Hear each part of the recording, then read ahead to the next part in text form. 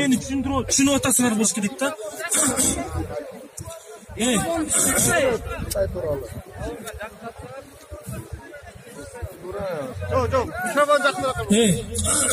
Mana hozir zakon chiqdi. Shtraflar qo'ydi. Shunda boshlaydi. Shtraf 5000 so'm bo'ldi. Sizlar aylingar 10.000 so'm bo'lsa. 10.000 so'm bo'lsa. Sizlarni mo'jerdan gayi hozir to'xtatsa, sizlar borib turib mamlakatga borib aylingar 10.000 so'm. 5.000 so'm berasizlarmi? Gayi borib turib 1000 so'm berasizlar. Men qo'lda qamatasiz. Ochiq so'zda bu degan hozir korrupsiyani qayerga o'lib turib, o'sib turgan-ku. Korrupsiya менен күрөшөм деген адам азыр могу жерден бир эле карапайым адамды эметсер коррупция менен бир айда эле күрөшөт.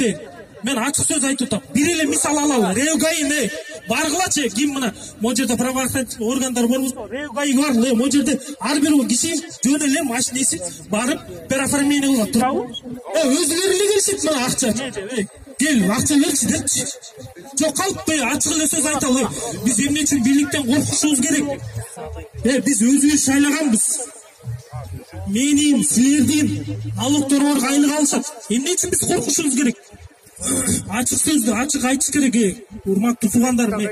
Свет, канча чыгып кетип атат свет жакта.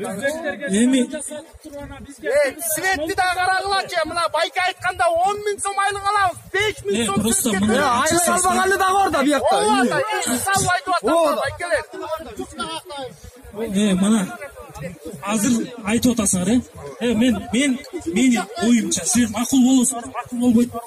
Азыр жана Аксакал байке сүйлөдү, Калпакчанчы. Ошол байкени биздин элдин атынан, мен чын айтып атам, ошол байкени элдин атынан шайлайлы комиссия кылып. Ошол байке чечип берет. Жана байке, канаке байке.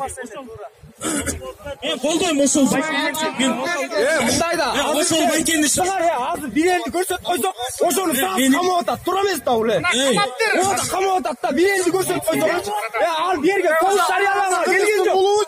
Жок, менге соғышка келген жок, ал тижде эли жерине келди. Ошого келип атса, соғыш жарыялагандай камап атат. Булар анда Кытайдын урпактары анда мен. Алло. Раз.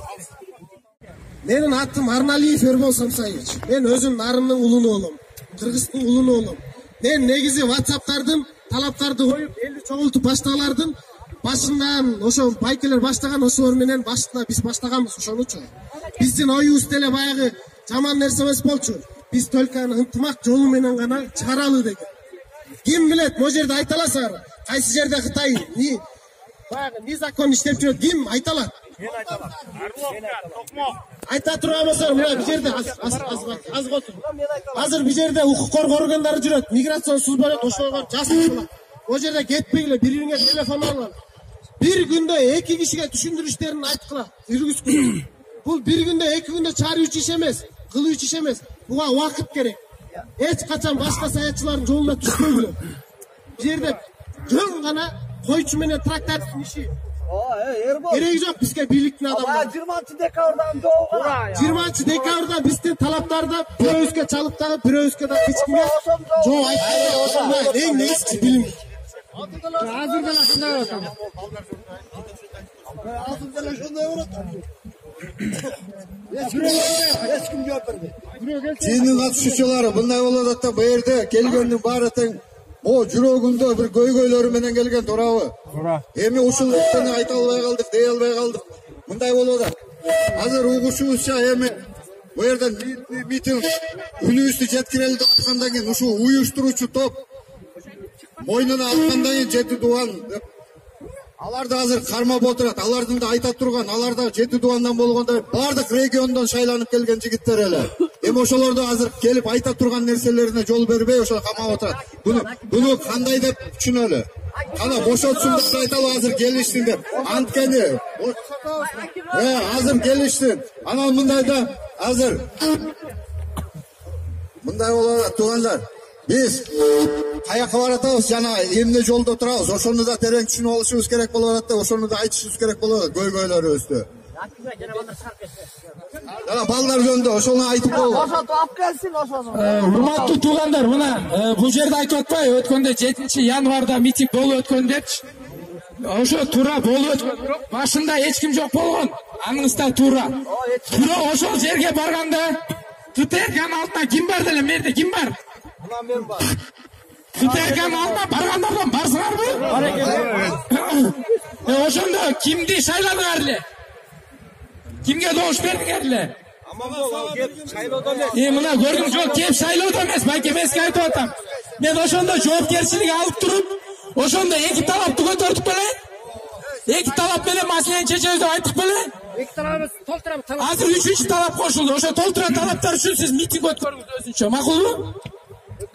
Өткөрүңүз. Жеке мойнуңузга жоопкерчилик алып туруп өткөрүңүз. Эч ким сизди тыйбайт. Жо мен сизге түшүндүрүп айтып атам эжеке. Анан бул жерде жоопкерчилик менин колумда да азырчы. Эгер могул жерден бирдеке боло турган болсо, силерди жоопко тартпайт, мени тартат. Ошон үчүн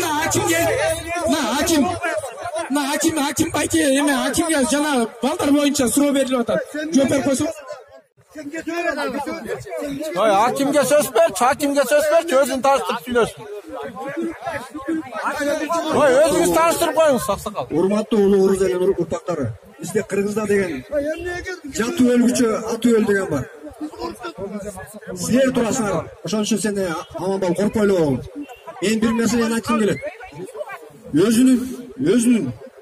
Өзүнүн элинен кооптонгон бийлик кандай деп түшүнсө болот. Ошо да кооптонуп. Ошол маселени көтөрүп аткан балдарды эмне үчүн камап атат булар? Биз азыр деген могул жерден ошол балдар деген бияктан эмеден чыкпай, биз бияктан кетпешибиз керек. Ошол чыгарып берсин. Чыгарабыз. Мекендештер. Мындайда бизде маселе көп. Бирок бул маселени силер мени угуп койсоңор, мен кыскача айтайын, ошол төгүнү эмнеде?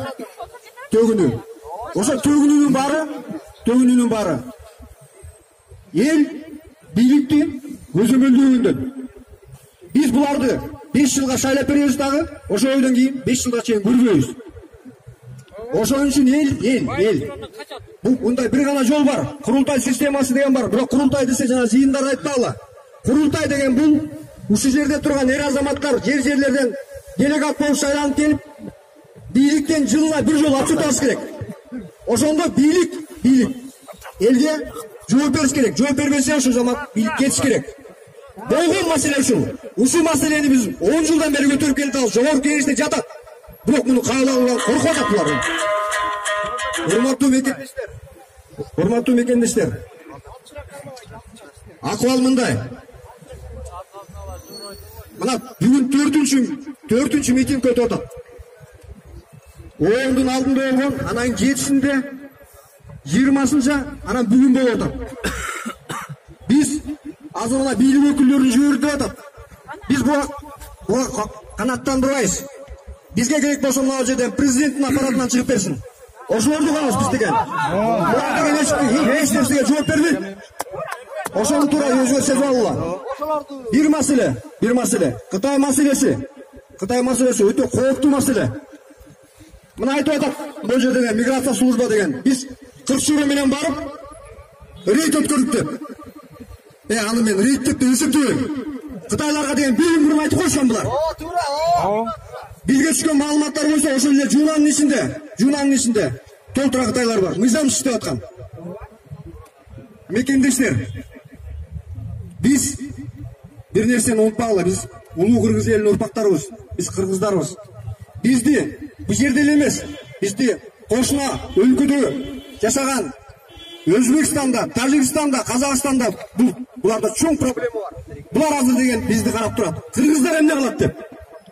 Алар бизди деген керек болсо Facebook, интернеттен колдоп атат. Туура болуп атасыңар деп. Ошондуктан бүгүн биз жөн тарап кетпестен бул жерден активдүү күчлөр кошулуп, резолюция кабыл алып, буларга дайыр көмөк беришибиз керек. Эгер булар чыгабыз дагы. Биз бул маселе чечилбейин. Биз чыга беребиз. Биздин артыбызга бул бийлик сасык саясатчыларды байлабасын.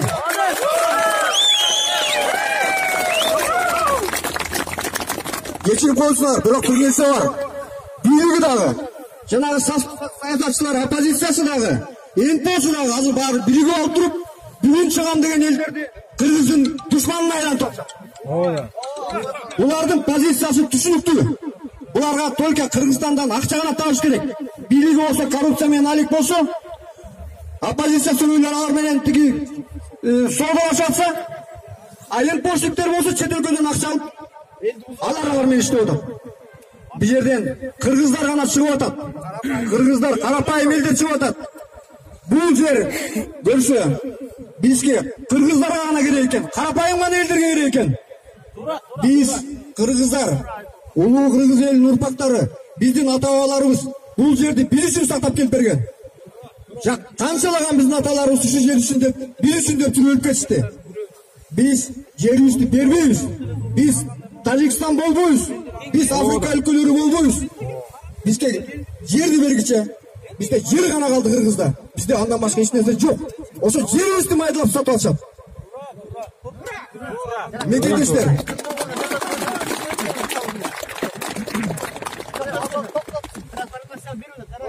Бул жерден сунуштар айтылып атат. Ооба, жана чет өлкөлүктөргө жер берүүнү токтотуш керек. Жанагы чет өлкөлүк өзгөчө Кытай жарандары биз жерден көйүртүп жабыртып атышат. Булар Кытай бийлигине каршы чыгып атышат деп.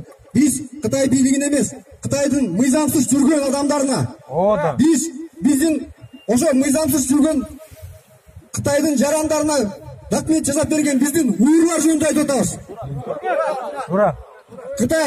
Кытай деген бизге акча бердик деп кол кагылбасын. Кытай дүйнө жүзүнө бүт берип атат. Биз акчаны кутулабыз. Ал бекер бербейт алып бул акчаны. Ошол үчүн биздин канчалаган гендерибизди талкалап атат булар. Экологияны талкалап атат. Бийлик.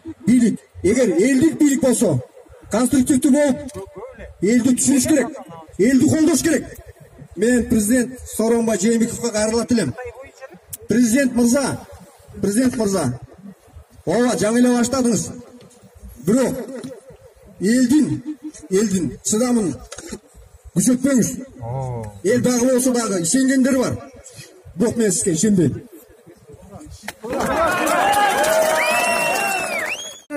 Манас жолду кайдан тапкан деген сөз бар эмеспи? Ошол Бакай атанын касиети менен, кеңешчиси менен туруп Кытайга хам болуп бизге карап берген. Азыр болсо тескери болуп калбадыкпы? Жерибизди берип атабыз, кыздарыбызды берип атабыз. Бул жакшылык эмес. Кагылай. Мореки акыл жаштан, асыл таштан дейт. Могу жаштан туура кылып атат. Эң биринчиси балдар, ынтымакта болсоңор, жанагы алты бир тууганды атасы жыгач берип сындыра албай атпайбы?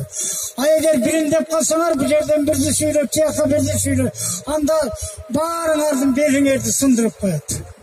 Макулсуңарбы? Ынтымактуу болгула. Калыгул атабыз 250 жыл мурун айткан. Ырыстын алдың ынтымагың жок болсо, элим алдыңдан кетер алтын тактап. Макулсуңарбы? Жаштар, акыл жаштан, асыл таштан дейт. Жаштар турасыңар болор эки жерде. Мен ушинтип жүргөн кишимин. Канча балам бар десе, 6 миллион балам бар деймин. 6 миллион баламды карабайсыңарбы? Мына Акаев хан болордун астында тагы өзүнө айтканмын мен кезигип туруп. Ай балам, сен жакшы хан бол. Эгер сен жаман хан болсоң, бирибиз Кытайга, бирибиз Өзбекке, бирибиз Казакка, Оруска, дүйнөгө чачырап кетебиз. Же болбосо өзүң качып кетесиң деп айтканмын. Мына бүткениңдин баары билет. Ошону уккан кишилер да билет. Бул касиет ошондой болот балдар. Анан эми мына карачы, азыр жакшылыкка жамандык алыс кылган арамдык, шайтан жолун жолдогон, жакшылыкты кордогон чоңдорубуз көп болду. Сооронбайдын түшүндө ичим жеши оңбогон деп Дербиш атаңан айтып атат оюнда отуруп алып. Мына арманымды кишине айтып коеюн деп атам. Кандай дейсиңер? Ошолай. Мына биягынан камып атса, тиягынан 5 миллион сом, 500 миллион сом деп кайра жеп атат. Көрүп атасыңар өзүңөр. Буларды токтотууга Азыр коом өзгөрдү. Ар бир коомдо, ар бир жашоодо Алла Таала өзүн өзү өзгөртөт. Эл өзгөрүп, аң сезим жогорулап турган убак азыр. Ошогон ынтымагыңарды бириктиргиле. Биримдикте тургула. Арыздарманыңарды бу жерде туруп кыйкырышпай, жана камап кетип атат, тиги болуп атат дейт. Мени камаса эмне кылат? Кайрама жакшы, эл менен аралашып отчу отура берем. Караган бермектешип сүйлөп, анын бетин аргылсын, жаштар бекем болгула. Жанагы 6 жыгачты сындырганды эстен чыгармай келди. Макулбу? Макул. Бата берем, мен атайын бата берейин деп келдим. Алып койгула калды. Ошол жерде элдин көйгөйүн айтайын деп келген кулактар. Мен анда. Эме атаңардын ушундай элге түшкөн. Мен бата менен, мен аям менен жүргөн кишимин. Азыр жаңы бата берем. Жалпы ушул жерде турган, жалпы кыргыз элиме, иште тышта жүргөн кыргыз элиме узун өмүр жаш берсин. Бүгүн бак берсин.